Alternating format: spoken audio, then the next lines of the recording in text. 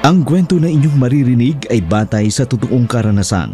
Ngunit ang mga pangalan, lugar at pangyayari ay sadyang binago o pinaikli upang mapanatili ang privacy at kaligtasan ng mga tauhang sangkot. Layunin ng pagbabago na magdulot ng aliw at aral sa aming mga tagapakinig.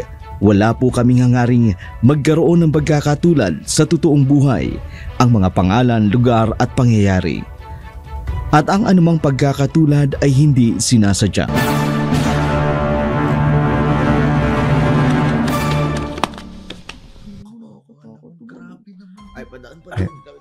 Pre, anong nangyari dyan? May pinatay daw eh. Ano? Sabi asawang daw ang pumatay. Kasi wakwak daw yung tiyan. Tsaka wala nang lamang loob. Aswang? Oo, yun yung sabi nung nakakita eh. Natatakpan na kasi ang bangkay.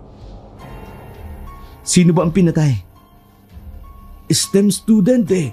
Hindi natin kaklase. Pero kilala mo yun. Yung nagtatrabaho sa gabi at nag-aaral sa umaga. Kawawa naman. Oo, kawawa talaga. Papalapit na dito ang mga polis. Mayroon ba kayong napansin na kahina-hinala kahapon o kaninang umaga bago matagpuan ang bangkay na pinatay? Wala po sir kasi po first day of school namin kahapon. Kilala niyo ba ang biktima? Hindi po masyado sir. Pero alam namin, galing yan sa kabilang school. Kalilipat lang yan dito pero alam namin nagtatrabaho yan sa gabi. Salamat. Makakatulong yun sa amin para malutas ang kaso. Sir, pwede ba magtanong? Ano yun? Totoo po bang aswang ang pumatay sa kanya? Yan ang sabi-sabi. Pero hindi malinaw ang ebidensyang yun para sa kasong to.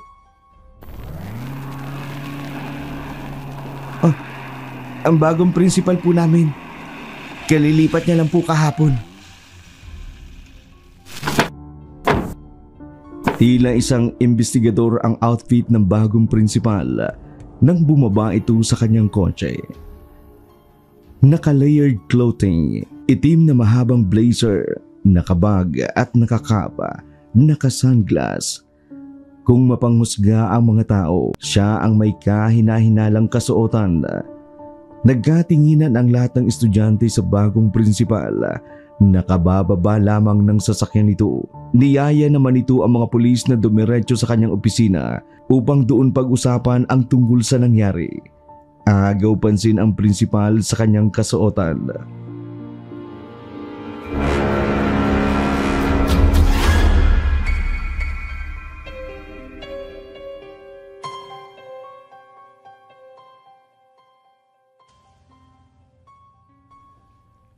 Magandang araw po, sir. Kami po mga pulis na naatasang mag-imbestiga sa kaso ng pinatay na estudyante dito sa paaralang to. Salamat sa pagdating ninyo. At medyo abala ang pagpasok ko sa opisina ko. Anong impormasyon ang nais niyong malaman? Sir. Meron po ba kayong anumang nalalamang impormasyon tungkol sa insidente? Ang totoo ay wala akong alam. Maliban lamang sa tawag ng gwardya na ibinalitang may nangyaring patayan dito kanina. Kaya kinansel ko nga ang aking appointment today para lamang dito. Kaya kaagad akong pumunta dito. Actually, panghalawang araw ko pa lang ngayon. Kaya sobrang nakakabigla ang mga pangyayaring ito. Meron po ba kayong CCTV o anumang pag-aalaga ng seguridad na maaaring makatulong sa investigasyon? Meron pong CCTV sa ilang bahagi ng paaralan. At higit sa CCTV, nakamonitor din po tayo ng mga bisita at mga estudyante sa gate ng paaralan. Tutulungan po namin kayong makakuha ng anumang impormasyon na makatutulong sa investigasyon. Maraming salamat po, sir. Sana magtulungan po tayong mabigyan ng hustisya ang biktima at mahanap ang may sala. Tiyak na gagawin namin ang lahat at ang aking makakaya para sa katarungan at kaligtasan ng aming komunidad. Kung meron pa kayong ibang katanungan o pangangailangan, huwag kayong mag-aatubiling magtanong. Kayo po, ano pong resulta ng inyong unang investigasyon? Ayon sa ilang napagtanungan namin, base sa investigasyon ng SOCO, mga 4 na oras ng patay ang biktima. Ibig sabihin, maaga siyang pumasok sa paaralan. Kung ganon, mga bandang 4:00 ng umaga pumasok ang estudyante. Wala pa ata ang security guard namin ng mga oras na yun. Umaga lang kasi may gwardiya dito. Pero dahil sa nangyari, magre-request ako na malagyan kami ng gwardiya sa gabi. Ang palaisipan lang sa akin, officer, kung bakit ganong oras nandito ng estudyante na yun. Anong ginagawa ng estudyanteng yan sa ganitong oras sa paaralang ito?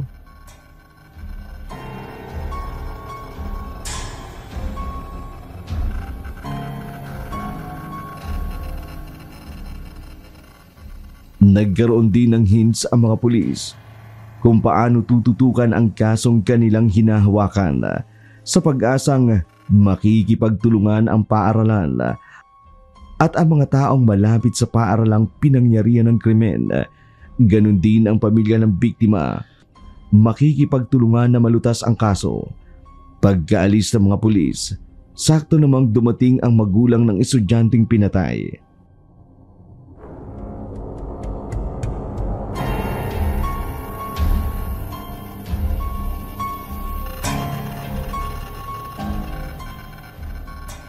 Ikinalulungkot namin ang nangyari sa anak mo. Talagang nakalulungkot ang nangyari sa anak namin.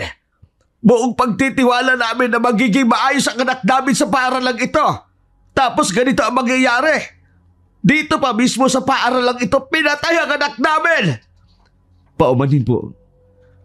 Wala namang may kagustuhang mangyari ito sa anak ninyo. Kung hindi dahil sa kapabayaan ninyo, hindi mangyayari ito sa anak namin. Ano? Obligasyon ninyong isigurado ang kaligtasan ng mga estudyante ninyo. Mawalang galang na ho, sir. Kung mayroon mang dapat manigurado ng kapakanan ng mga bata, unang-una kayong mga magulang. Dapat alam nyo rin kung anong oras ng pasok ng mga bata sa paaralan. Hindi nyo pinapayagang pumunta ng paaralan ng ganong oras. Alam nyo naman siguro kung anong oras pinatay ang anak ninyo. Ang tanong ho, bakit nyo pinapayagan ang anak ninyo na pumasok ng ganong oras? Alam nyo namang 7:30 ang pasok ng mga estudyante. Anong ginagawa ng anak nyo dito sa paaralan ng ganong oras?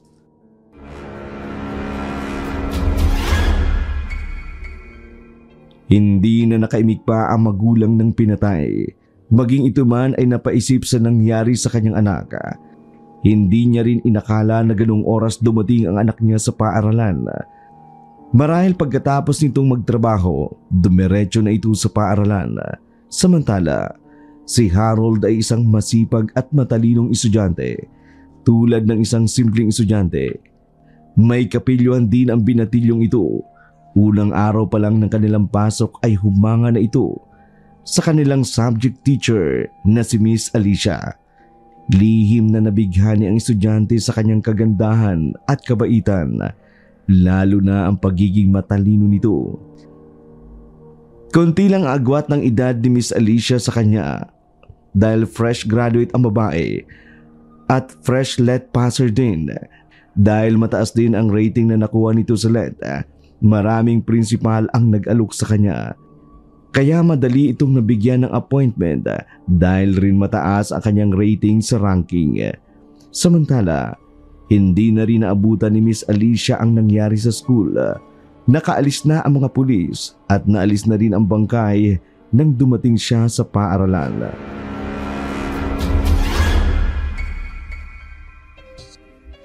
Ma'am Alicia? Yes, and you are? Harold po, ma'am. Estudyante niyo po ako.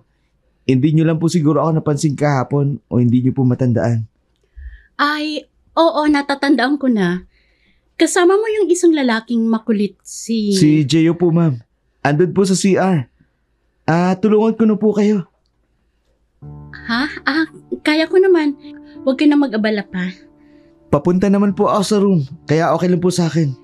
Sigurado ka ba? Ma'am, naabutan niyo po ba kanina yung natagpo ang bangkay sa likod ng CR? Kararating ko lang. Bakit, ano pang nangyari? Hindi po namin alam.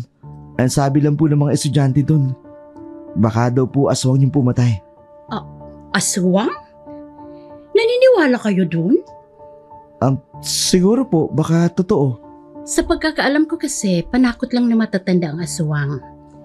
Para hindi na lumalabas ng 10 oras ng gabi ang mga ito. Paano po kung totoo, ma'am? I mean, hindi natin alam ang nangyari sa estudyante kanina. Paano kung totoong aswang nga at may iba pa siyang mabibiktima? Hoy! Iniwan mo lang ako dun ha. Nag-CR lang naman ako eh. Hi ma'am. Sorry po.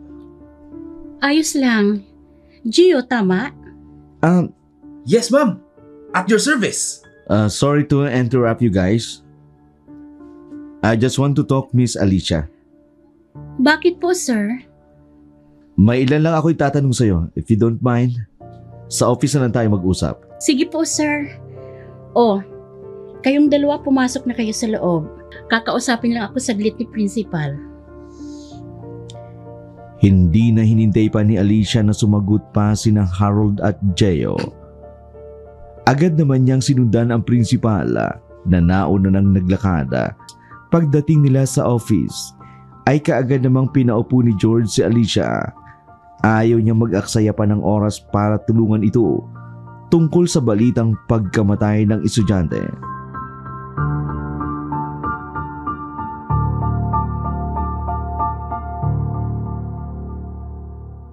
May natagpo ang bangkay kanina sa likod ng CR. Nabalitaan ko na lang po.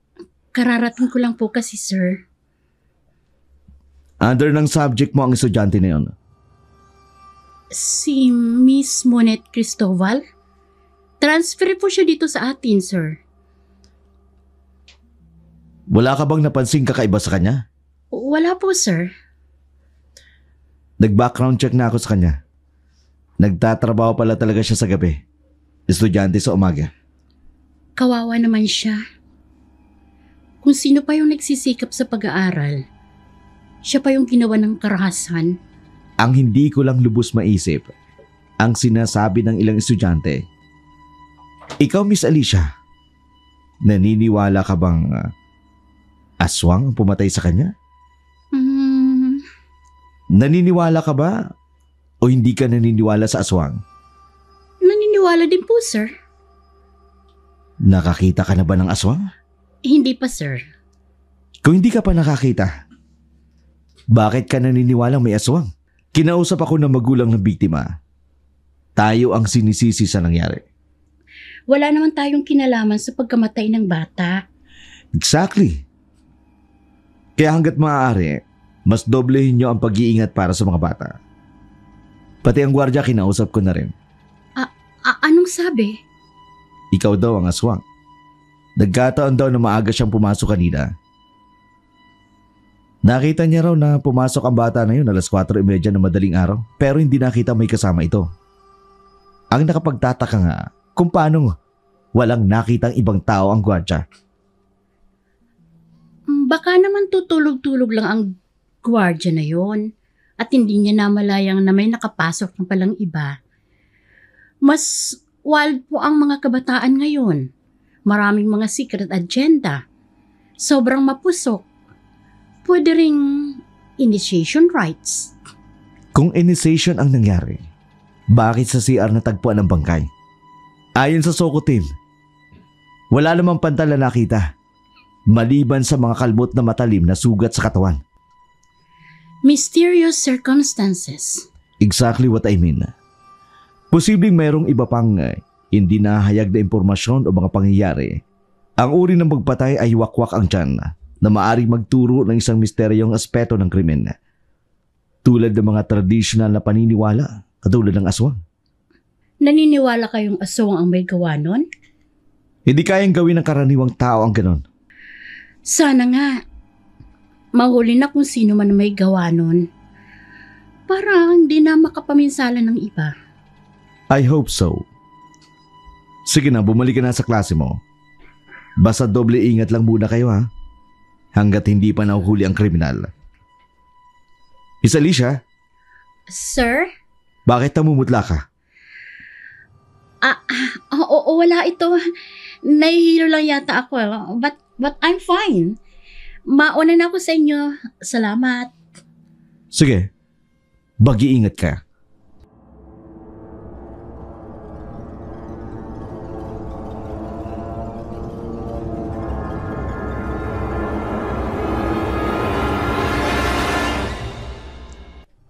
Pagkatapos nilang mag-usap, napuno ng bulong-bulungan ang pangyayaring patayan.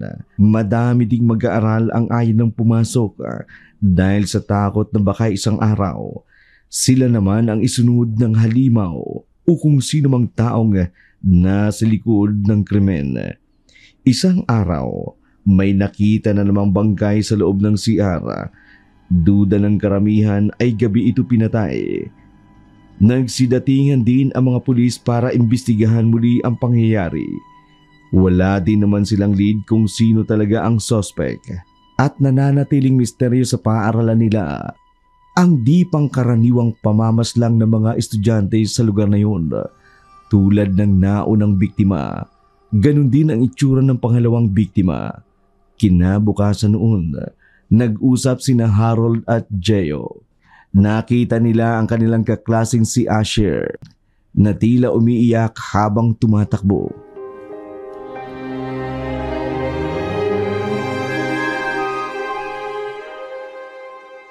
Ano nangyari sa'yo? Magsalita ka.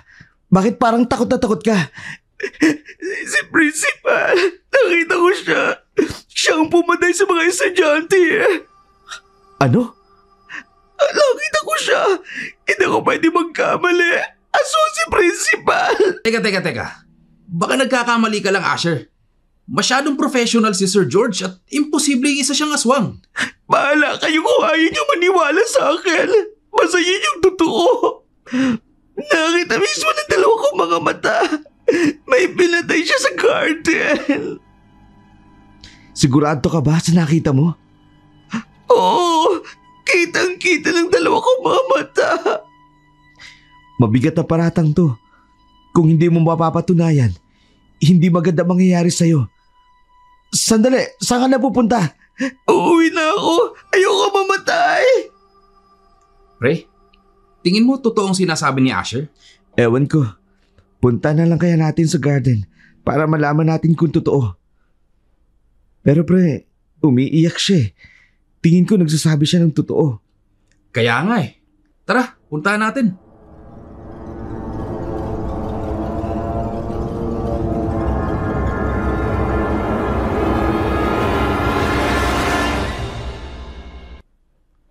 Totoo nga sinabi niya. May pinatay nga dito. Pero hindi ako basta maniniwala. Mabigat kung kakalabanin si Principal.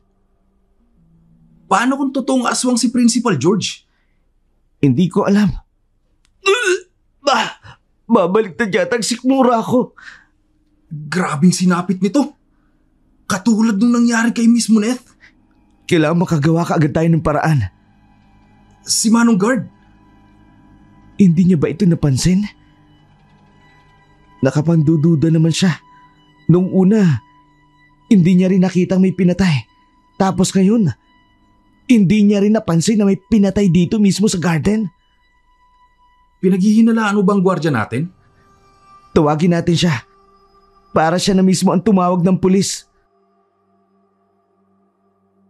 Sa kabila ng sinabi ni Asher sa magkakaibigan, napatunayan nga nila ang sinasabing totoo ngang may pinatay sa lugar na yun. At ang bangkay ay sinalakay na naman ng aswang. Mas lumakas ang loob ni Harold na baka nga si Principal ang may kagagawan.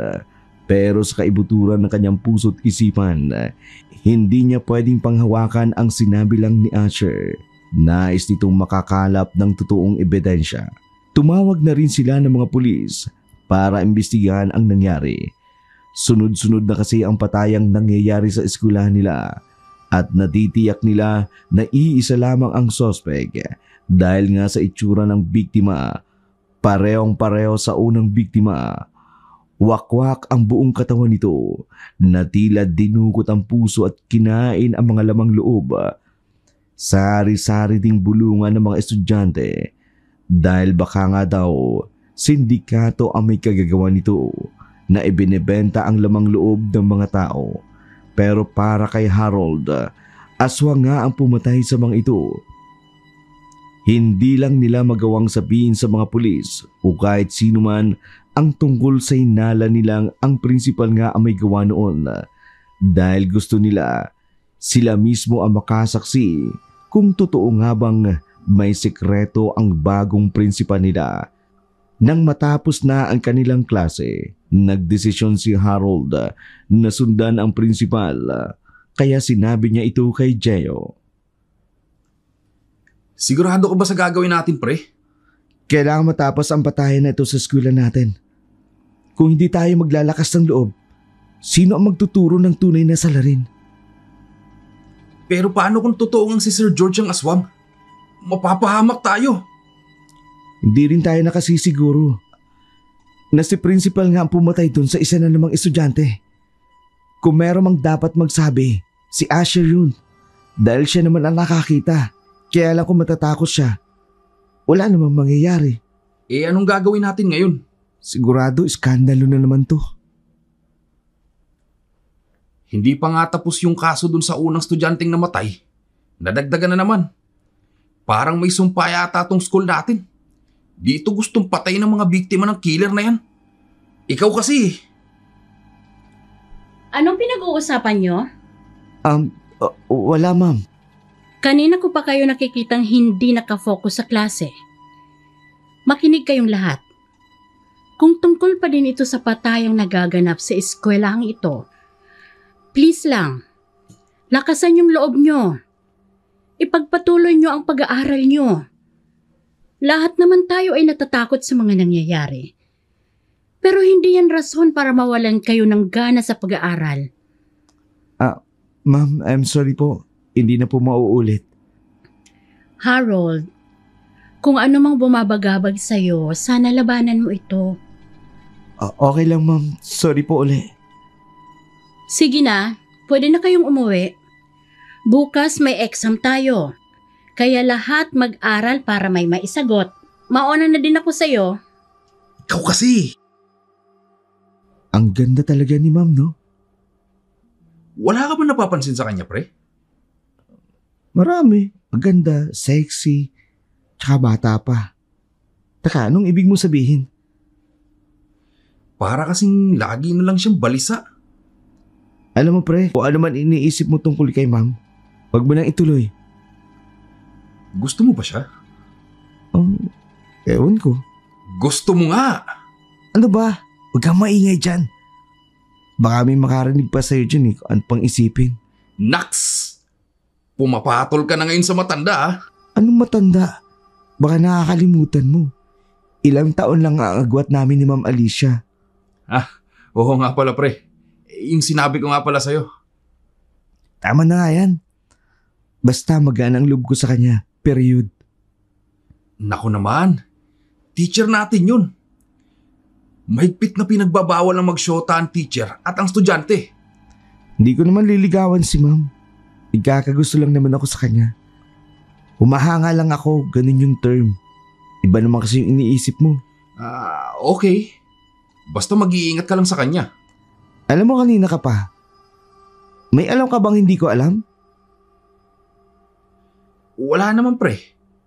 Pero ang kutob ng isang tao, minsan nagkakatotoo. Ano bang kutob na yan? Na baka isa siya sa dahilan ng mga patayan dito sa atin. Tigil-tigilan mo nga yan. Imposible yan. Narinig mo naman yung sinabi ni Asher, di ba? Ang principal ang nakita niya. Kaya hindi pwedeng si Ma'am ang may gawa nun. Ewan ko. Basta magdoble ingat na lang tayo. Para kasing may mali. Hindi na nga pumasok si Asher matapos niyang umuwi nung oras na may pinatay. Ni hindi nga niya nagawang magsumbong sa mga pulis o kahit kanino. Siyempre natatakot yun. Pero yung duda mo ha. O siya, hindi naman ako mananalo sa'yo. In love ka kay teacher eh. Tara na nga. Saan tayo pupunta ngayon? Nakita mo yun? Yun ang susundan natin. Si Sir George. Kapag napatunayan natin na siya nga ang aswang, kailangan niyang pagbayaran ng lahat ng kasalanan niya. Kailangan pagbayaran niya sa batas ang lahat ng kasalanan niya. Sige.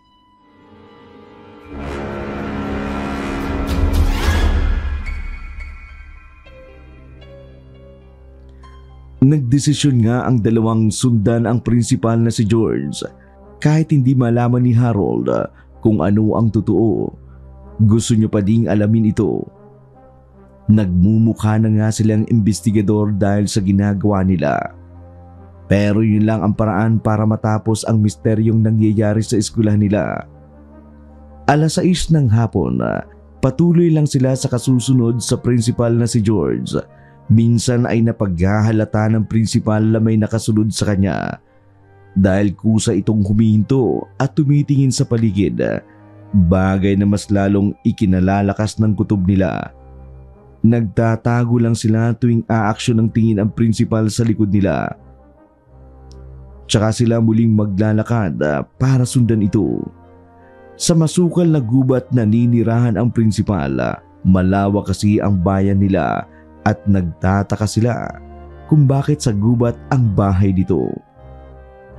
Pre, sigurado ka bang itutuloy natin to? Andito na tayo. Bakit pa tayo aatras? Tsaka isa pa pre, mas lalong lumakas ang tub ko sa kanya. Paano kung mali tayo? Ayan ka na naman sa duda mo eh. Hindi mo ba nakikita? Sigurado ako, si principal ang aswang. Saan ka pupunta? Huwag na tayong lumapit. Alam mo, duwag mo. Tingnan mo nga maigi ang bahay niya.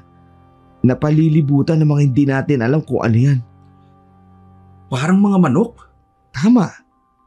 Manok din yung unang tingin ko. Pero paano kung katawan pala yan ng tao? Yung mga nakasabit dyan. Umuwi na tayo pre. Teka lang. Gusto ko pa din makita kung paano siya mag-anyong aswang. Ano bang sinasabi mo pre? Mapapahamak pa tayo sa ginagawa natin eh. Magsumbong na lang tayo sa mga pulis. Sa tingin mo maniniwala ang mga pulis? Lalo na kapag wala tayong ebidensya. Wala din naman tayong magagawa. Meron. Kapag napatunayan natin na si principal nga ang aswang na pumapatay ng mga estudyante, pwede natin siyang mapatanggal sa serbisyo. Anong pruweba naman ang gagawin natin? E di ano pa? Bibidyoan natin kung paano siya mag-aanyong aswang.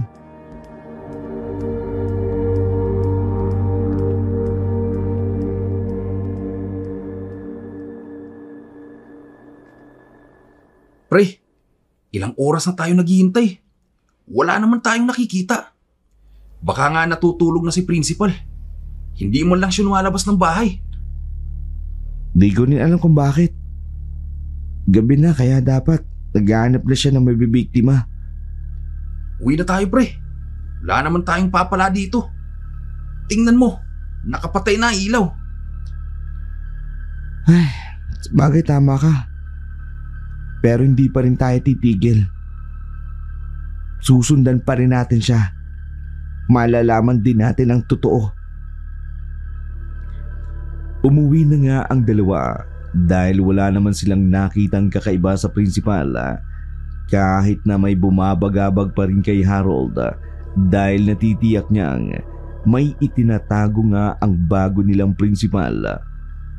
Umuwi na rin si Geo sa bahay nila matapos siyang magpaalam kay Harold. Samantalang nang makauwi na si Harold sa kanila, sinalubong agad siya ng tatay niya at kinausap. Para nga siyang wala sa sarili nang tawagin siya ng kanyang tatay. Sa kadahilanan nga na gusto niyang mahuli ang principal, nag-iisip siya ng plano kung paano mapatutunayan na ito nga ang halimaw sa eskwelahan nila. Gusto na rin kasi ni Harold na matapos na ang mga nangyayari dahil madami ng estudyante ang apektado sa patayang naganap.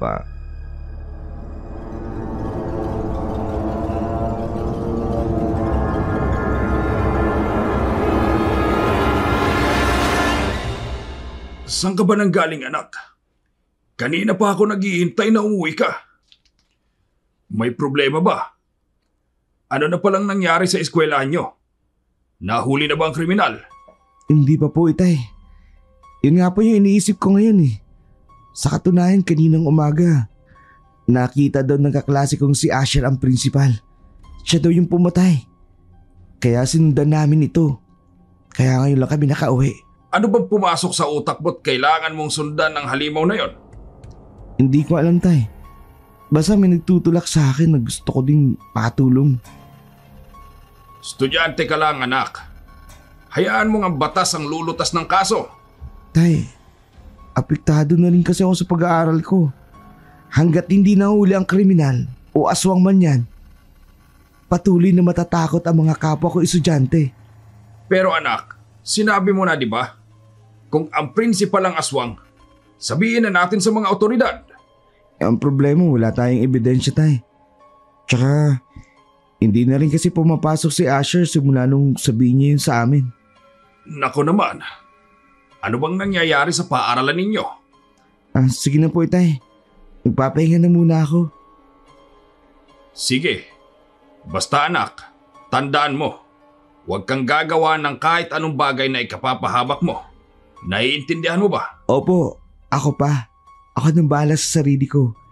Hindi po ako mapapahamak. Balang araw ipagmamalaki niyo ko. Matapos kausapin si Harold ng tatay niya, naisipan niya na rin magpahinga. Kahit sa paghiga niya ay naiisip niya pa rin ang posibleng mangyari sa kanila, lalo pat hindi nila alam kung sino na naman ang susunod na target ng aswang. Natatakot na rin siya na baka isa sa kanilang dalawa ni Gio ang ponderyahin ng aswang. Kaya desidido na siyang batuklasan ang totoo.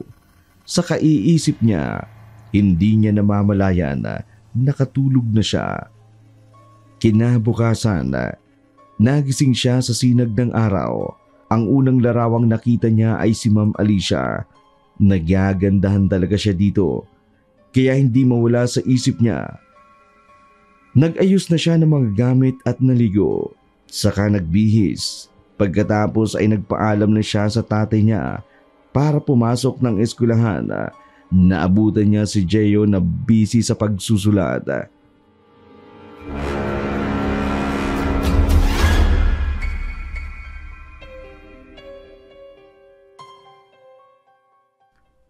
Pre! Oh, pre, tagal mo naman yata. Napasarap kasi yung tulog ko kaya hindi ka agad ako nagising. Kumusta naman ang pagpapantasya mo kay ma'am? Ang tulog mo? Ano ka ba? Huwag kang maingay dyan. Kaya... Naku pre, namumula ka na naman. Hindi Alam mo, ikaw yung kung ano-anong iniisip mo. Ano ba kasi ang sinusulat mo dyan? Wala. Susulat lang ako. Dahil wala naman akong ginagawa. Oo nga pala. Wala pa ba si Ma'am Alicia? Ang alam ko, andito na siya kanina. Parang nakita ko kasi siya nung pagpasok kanina sa gate. Akala ko nga, andito na siya sa loob. Talaga? Hoy, saan ka pupunta?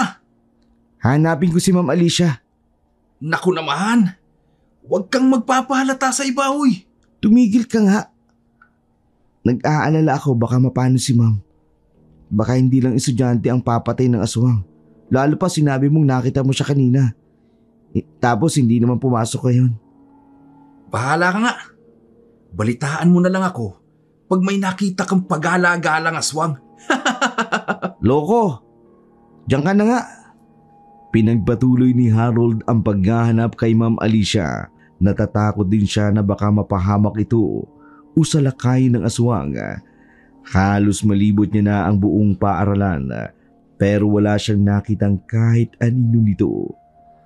Isang lugar na lang ang hindi niya napupuntahan, sa likod ng CR.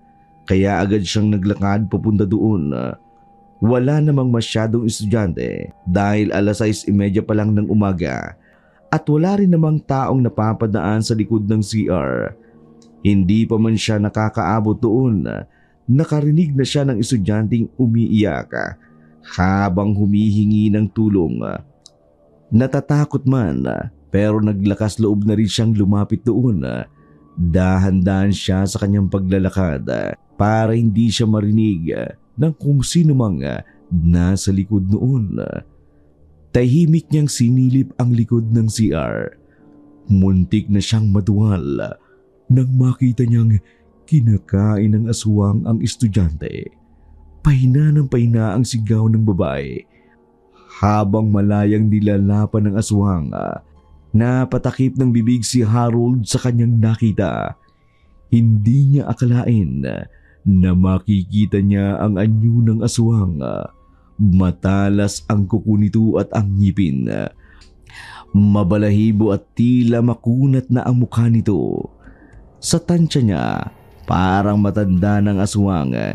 Hindi siya halos makagalaw sa kanyang nakita habang pinagpapatuloy na kainin ng aswang ang babae.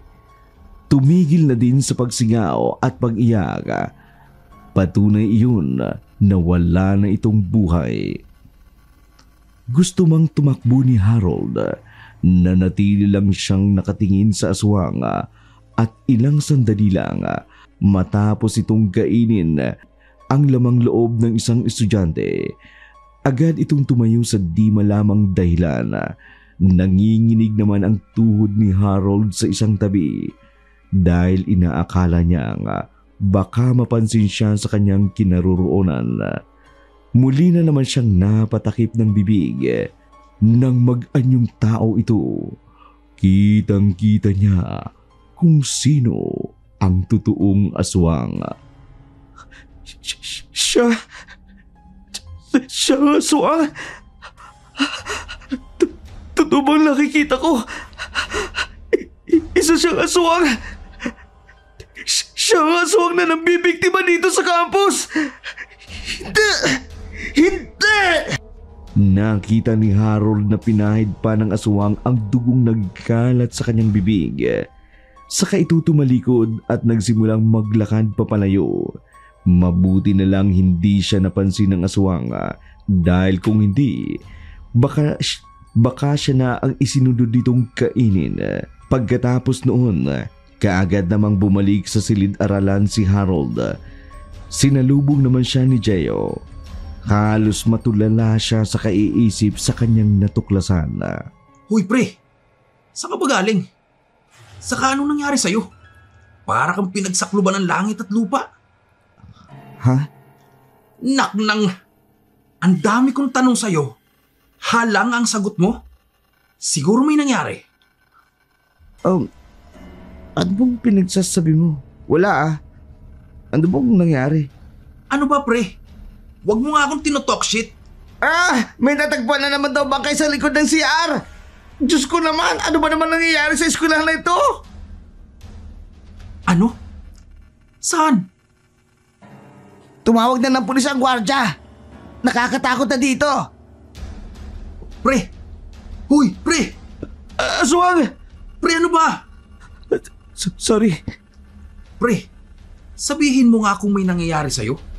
Ako yung kinakabahan sa kinikilos mo eh. Samahan mo ko mamaya. Saan tayo pupunta? Kailangan ko makausap si Asher. Ano pa bang itatanong mo sa kanya? Basta, kailangan ko siya makausap, pre. Sige pre, sasamahan kita mamaya. Alam ko naman ang bahay nun eh. Malapit lang sa bayan. Hindi na muna kita kukulitin ngayon. Salamat. Pero ano bang pumasok sa isip mo at bigla nating pupuntahan si Asher? Basta, samahan mo na lang ako. Nagtataka naman si Gio sa ikinikilos ng kaibigan pero dahil magkasanggang dikit silang dalawa, kaya hindi niya rin kayang pabayaang mag-isa si Harold na gawing mag-isa ang plano nito. Alam niyang interesado itong tuklasin ang kaso tungkol sa aswang, kaya tinapos lang nila ang klase. Sa kanila naisipang pumunta sa bahay ni Asher. Kahit nagtataka si Gio sa ikinikilos ng kaibigan, hindi niya rin ito pwedeng iwanan. Malakas ang kutob niya na may nangyayari dito, pero hinayaan na lang si Harold na ito mismo ang magsabi ng totoo. 6:00 ng gabi nang makarating sila sa bahay nila Asher. Noong una ayaw silang papasukin ng mga magulang nito nang malaman ang sadya nila tungkol sa nangyari. Pero nang makita ni Asher ang dalawa, siya na ang nagpresenta sa mga magulang niya na papasukin ang mga ito.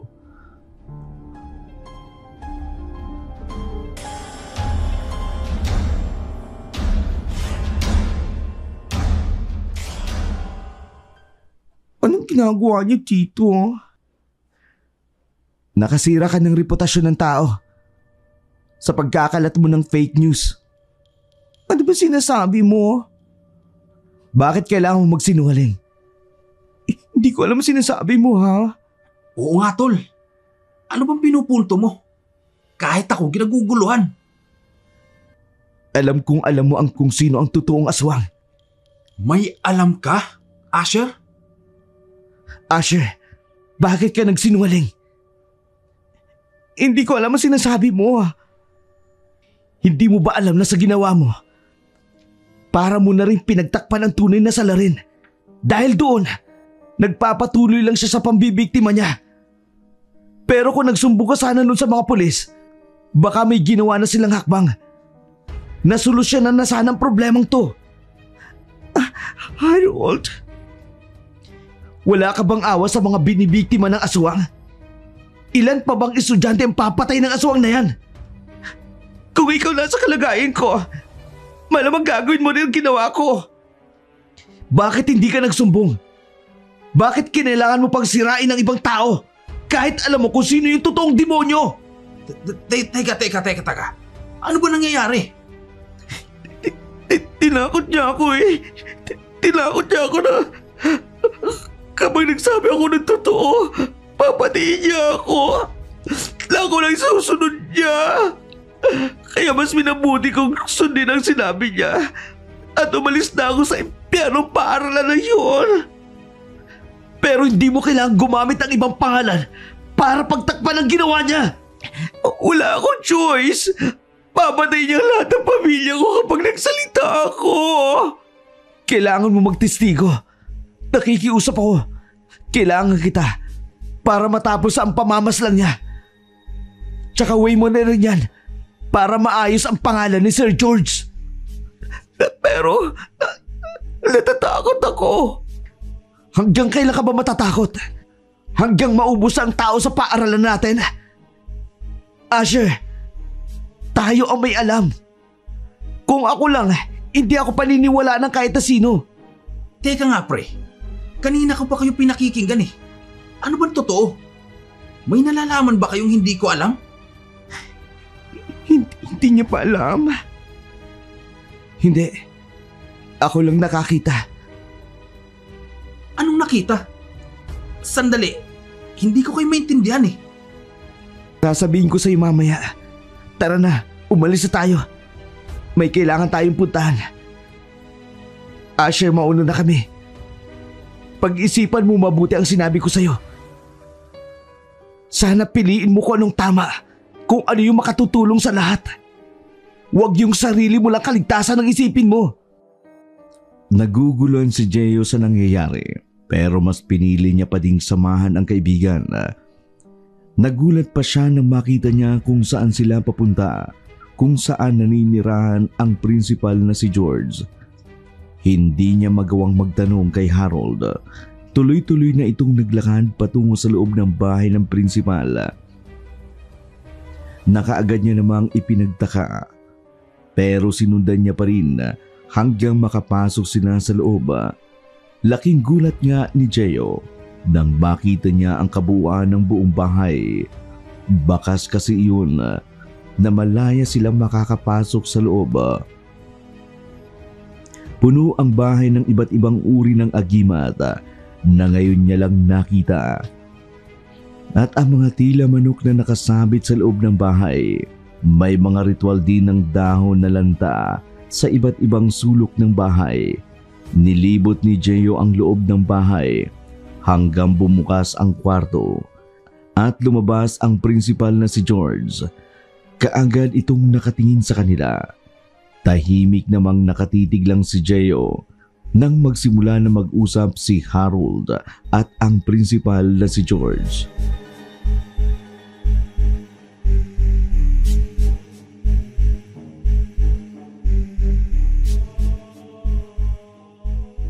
Magandang gabi, sir. Anong ginagawa niyo dito?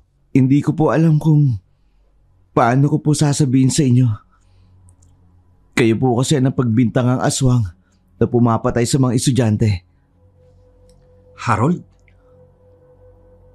Alam ko. At alam kong gagawin niya yun para sirain ako sa mga tao. Mabuti na lang, hindi masyadong kumalat ang balitang yon. Hindi pinaniwalaan ng mga tao. Kilala mo siya? Matagal ko nang kilala ang aswang. Hindi ko lang siya matsyempuhan. Isa ang asawa ko sa naging biktima niya. Kaya lahat gagawin ko para magantihan siya.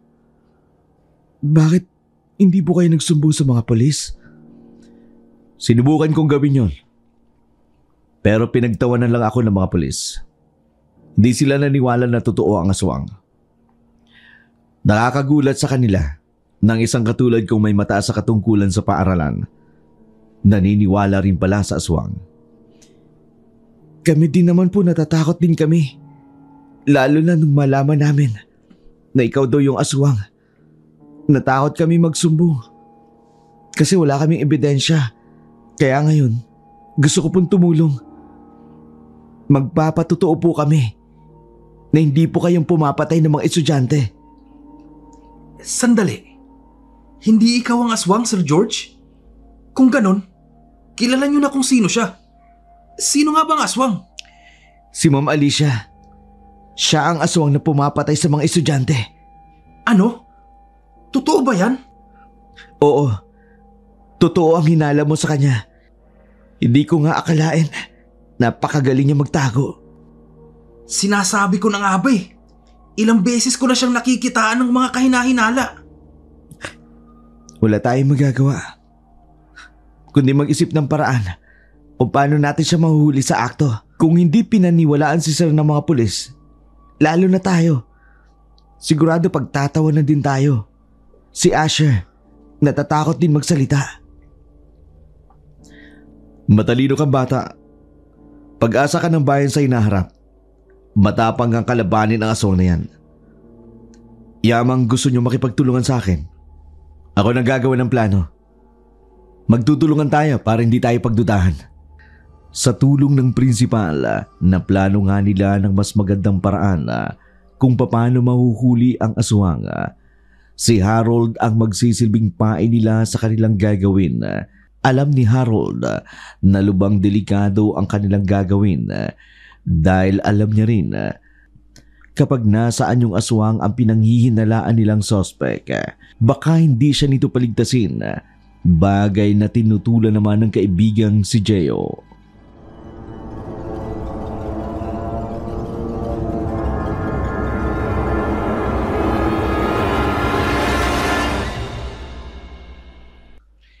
Ano bang sinasabi mo, pre?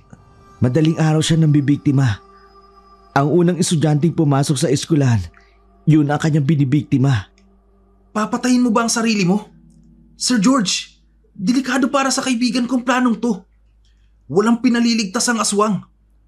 Tol, hindi ko rin kayang mapahamak ka. Ibang paraan na lang gawin natin. Magtawag na lang tayo ng albularyo na may kakayanang matukoy ang aswang. O kaya, isuplong na lang natin sa mga pulis. Matibay ang ebidensya ni Asher. Baka paniwalaan tayo. May punto ka rin.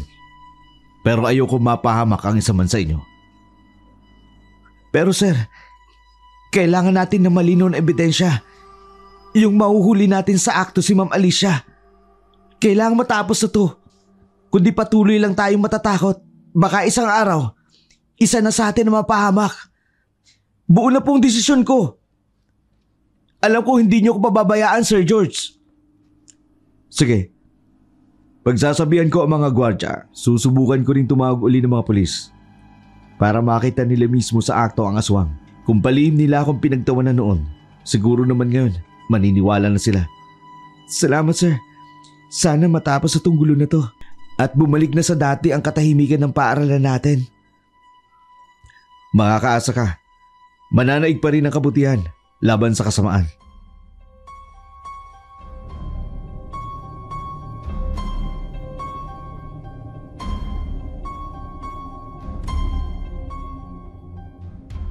Pagkatapos sila mag-usap ay nagpaalam na si Geo at si Harold kay Sir George. Pinag-usapan na din nila kung paano nila huhulihin si Alicia. Hindi pa din makapaniwala si Harold na ang babaeng pinagtatanggol niya, ang nagugustuhan niya ay isa palang aswang. Nang makita niya kasi itong kumakain ng tao, hindi niya rin akalain na kayang gawin iyon ng gurong kanyang hinahangaan. Kinabukasan, kabaman ang nararamdaman ni Harold dahil yun ang araw na kailangan nilang lakasan ang loob nila.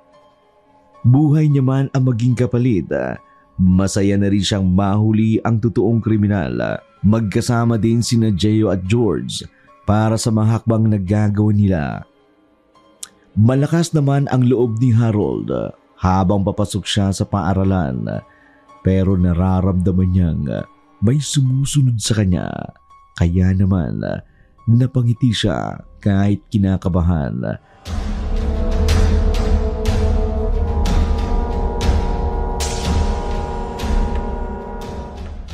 Hindi na ba talaga magbabagong plano mo? Ako ang kinakabahan sa ginagawa mo eh. Gagawin ko ito para sa kapakanan ng mga tao sa paaralan. Magpapakabayani ka. Paano kung tudasin ka ng aswang na yan? Bago ko ito ginawa, sinigurado ko muna. Basta ihanda mo ang kamera. Kailangan lang natin makunan kung paano siya magpapalit ng anyo. Ito yung matibay na ebidensya natin. Tsaka iabot mo sa akin to kapag nagkagulo na. Ano yan? Buntot ng pagi. Talagang naghanda ka ha? Oo, alam ko takot dito ang aswang. Kapag hindi ka naging alerto, delikado ang mangyayari sa atin. Mapapahamak ako. Mamamatay ako. Kapag hindi ka naging alerto. Sige. Anong sige? Gusto mo ko mamatay? I mean, ako nang bahala. Ba't dumayan nawa tayo ng Diyos? Walang ibang makapagliligtas sa atin, kundi ang makapangyarihang Diyos na nasa langit. Tama ka dyan. Kung bakit ang lakas ng loob mong kalabanin ng aswang na yan. Siguro magkandidato ka na lang sa hinaharap. Kasi may puso ka sa mga tao eh. Sige na, maganda ka na dun. Siguraduhin mo makukunan mo ng video ha. Oo na. Ako nang bahala. Tol? Ano? Ano man ang mangyari sa atin ngayong gabi. Basta, tandaan mo. Ikaw lang best friend ko ha. Sira, mapagtatagumpayan natin to. Umasa ka lang sa taas.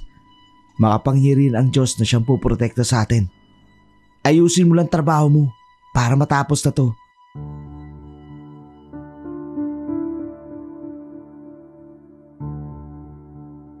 Naganda na nga sila sa kanilang gagawin.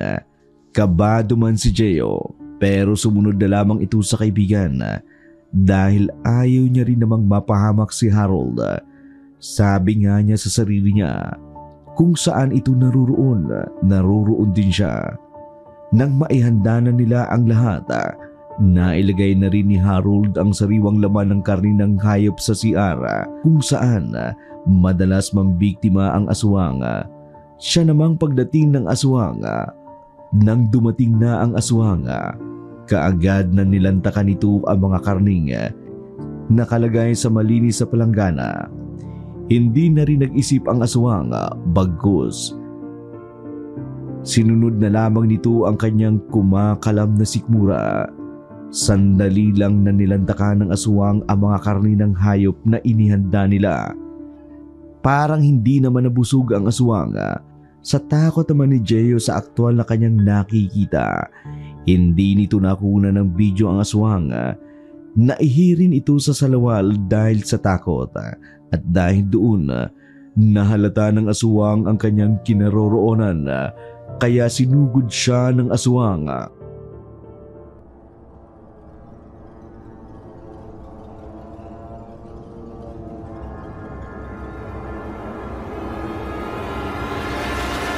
Walang yaka! Ikaw ang naglagay ng mga karne! Plano mo akong i-booking! Akin ang kamerang gamit mo! Maniwala ka ma'am. Wala akong nakuha. Natakot ako ng sobra. Pwes! Dahil nakialam ka, papatayin kita! Walang dapat na makaalam ng lihim kong ito! Huwag! Maawa kayo ma'am. Hindi ako magsusumbong kahit kanino. Huwag niyo lang akong patayin. Papatayin kita! Huwag! mamatay! Ayoko ba? May mga kasama ka! Oo, marami kami. Kaya ngayon, wala ka nang magagawa kundi isuko ang sarili mo. Tama ng pambibiktima mo sa mga kawawang nilalang. Hindi mo magagawa sa akin to, Harold. Kilala mo ako, hindi ba? Dati kilala ko kayo. Hinahangaan ko kayo. Pinagtatanggol ko kayo kapag may naninira sa inyo. Pero nang masaksiyan ng dalawa kong mga mata ang totoo niyong pagkatao, nawala ang lahat ng paghanga ko. Hindi kayo karapat-dapat na makatanggap ng respeto at paghanga. Dapat kayong kasuklaman. Dapat kayong kamuhian. Harold, hindi mo ako naiintindihan. Talagang hindi ko kayo maintindihan. Bakit kayo pumapatay ng tao? Bakit mo sila kinakain? Kung anong kinaamo ng mukha ninyo, siya naman kinabulok ng puso ninyo. Tama ng kasamaan niyo, Mama. Papatayin kita! Unahan kita! Hindi ako makapapayag! Mabilis na sinunggaba ng aswang si Harold. Sa bilis nito, naitapon ni Harold ang hawak niyang bundot pagi. Bihag na siya ngayon ng aswang. Tanging pag-asa niya na lang ay ang principal na si George na tumawag ng mga pulis. Pero ng mga oras na yun, wala siyang makitang bakas na sumunod nga sa kanila ang principal na si George. Hindi niya rin alam kung nakatawag ba ito ng mga pulis. Bigla tuloy naisip ni Harold ang sinabi ng kanyang kaibigan na sana isa sa kanila ang makaligtas sa bangis ng aswang. Naramdaman na lamang ni Harold ang paghampas ng matutulis na kuko ng aswang sa kanyang katawan. Sa tindi ng galit nito sa kanya, nakita niya rin at narinig ang pagsigaw ni Geo. Itinapon sa kanya ang bundot pagi. Kahit nangihina man siya, dinampot niya ang bundot pagi at hinampas niya sa mukha ng aswang dahilan ng panghihina nito. Sumuko ka na, Alicia! Bakit ko naman kayo pakikinggan? Masyado ka ng maraming pinatay. Pati ang asawa ko na walang awa mong pinatay! Kung kaya niyo akong talunin, lalo ka na! Lapastanga ng bata! Dapat noong pa kita pinatay! Mama, hindi mo naman kailangan maging masama. Ibang ka ba? Aswang ako. At sa pagpatay ko ng tao, nabubuhay ako. Itigil mo na to. Mas lalo ka lang mapapahamak. Hetong sa'yo, mamamatay ka! Ano? Kahit prinsipal ako, pinag-aralan ko rin ang lahat ng ritual kung paano kita mapatutumba. Hetong latigo para sa paghaharap nating dalawa. Sir, mag-iingat kayo! Kaya ko to. Umalis ka dyan. Sumuko ka na!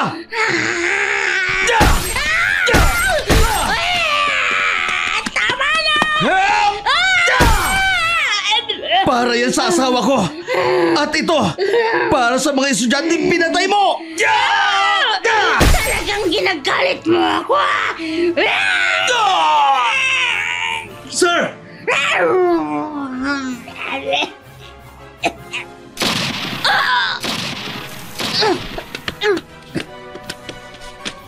Ayos lang ba kayo? Sir, may sugat kayo. Ayos lang ako. Malayo sa bituka. Guys, move! Dali na ang katawan yan!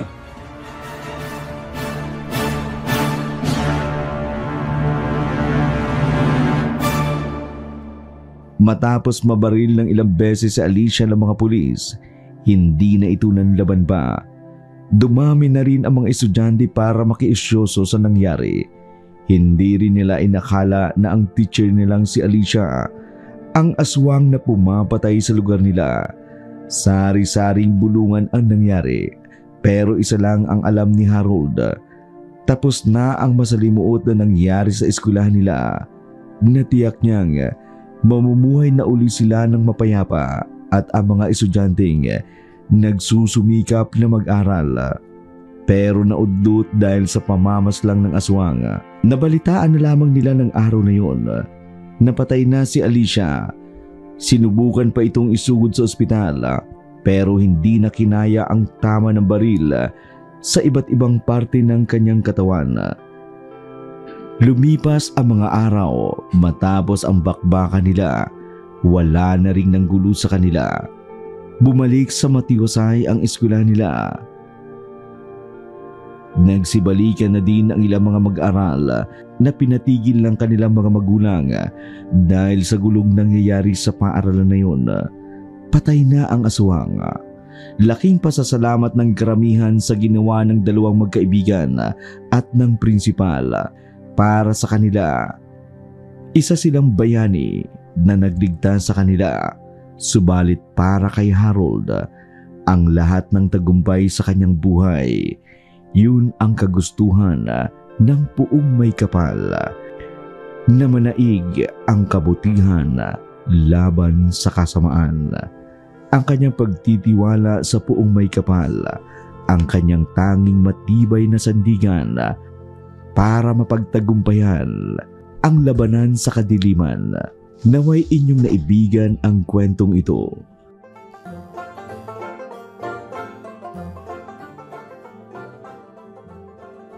Aswang? Sorry ko. Sige. Aswang? Oo, yun yung sabi nung nakakita eh. Natatakpan na kasi ang bangkay. Papalapit na dito ang mga pulis. Papalapit na dito ang mga pulis. Mayroon ba kayong napansin na kahinahinala kahapon o kaninang umaga?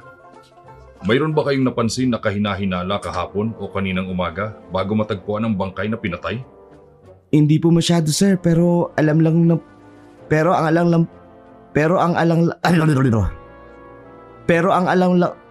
pero ang alam lang namin yung mga pero alam namin galing yan sa kabilang school.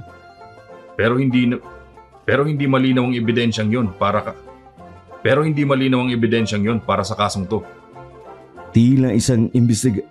Tila isang investigador ang outfit ng bagong prinsipal. Iisipin siya ang may kahinahinalang kasuotan. Niyaya naman ito ang mga pulis na dumiretso sa kanyang opisina upang doon pag-usapan ang mga kailangang. Magandang araw po, ma'am.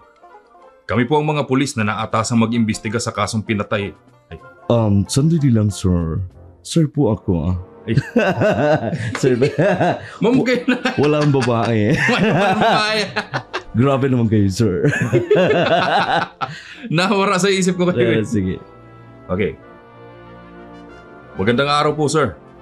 Kami po ang mga pulis na naatasang mag-imbestiga sa kaso ng pinatay na estudyante dito sa paaralan. Kami po ang mga pulis na naatasang mag-imbestiga sa kaso ng pinatay na estudyante dito sa paaralang to. Pasensya na at medyo abala ang pagpasok ko sa opisina ko. Sir, meron po ba kayong impormasyong nalalaman? Sir, meron po ba kayong anumang nalalamang impormasyon tungkol sa insidente? Meron po ba kayong CCTV o anumang pag-aalaga ng Meron po ba kayong CCTV o anumang pag-aalaga ng seguridad na maaaring makatulong sa investigasyon? Meron po ba kayong CCTV o anumang pag-aalaga ng Meron po ba kayong CCTV o anumang pag-aalaga ng seguridad na maaaring makatulong sa investigasyon? Meron po kaming CCTV. Meron pong CCTV sa ilang bahagi ng paaralan. At higit sa CCTV, sana'y magtulungan tayong mabigyan ng hustisya. Sana'y magtulungan po tayong mabigyan ng hustisya ang biktima at mahanap ang may sala. Maraming salamat po.